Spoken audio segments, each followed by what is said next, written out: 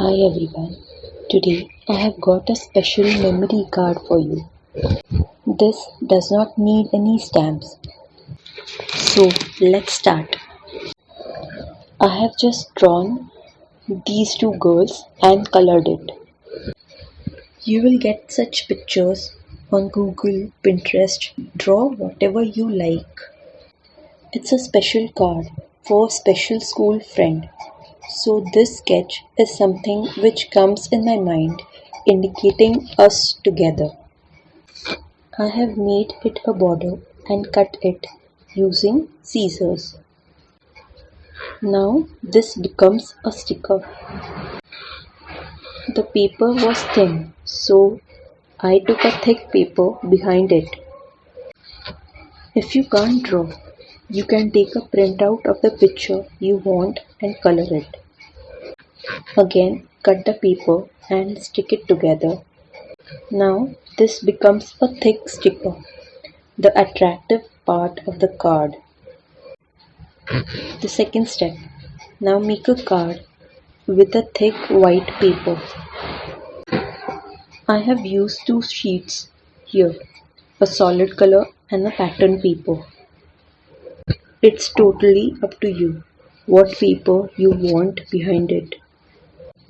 Now cut the pattern paper as per the size of the card and stick it together. But this sticker does not look good on the pattern paper. So now we'll take a solid color paper behind it.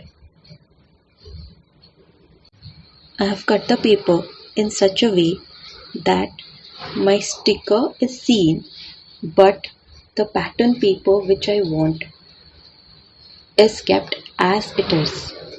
Here I have taken a SIZ660223 die cut for happy birthday and friends forever and cut it with the SIZ660223 die cut machine.